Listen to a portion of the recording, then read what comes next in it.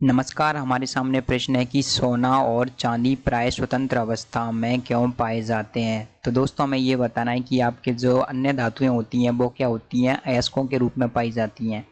और सोना एवं चांदी स्वतंत्र अवस्था में क्यों पाए जाते हैं, तो इसका सबसे बड़ा कारण ये है कि सोना एवं चांदी होती हैं वो आपकी सक्रियता श्रेणी में बहुत ही नीचे स्थित धातु हैं।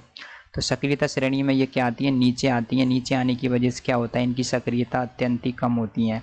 जो आपके सोना होता है और आपके चांदी होती है, इनकी सक्रियता अत्यंत कम होती है, जिसकी वजह से ये क्या होती हैं, बहुत ही कम सक्रिय धातु होती हैं।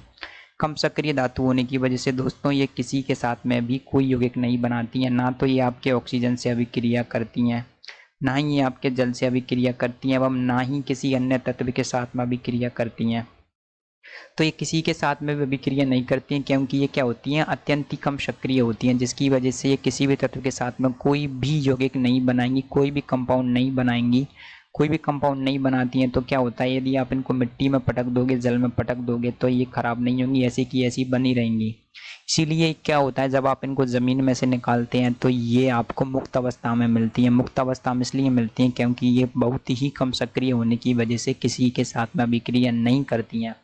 ये किसी के भी साथ में यदि अभिक्रिया करेंगी तो उसके लिए बहुत ही अधिक उच्च ताप चाहिएगा, जो कि आपके जनरली संभव नहीं हो पाता है।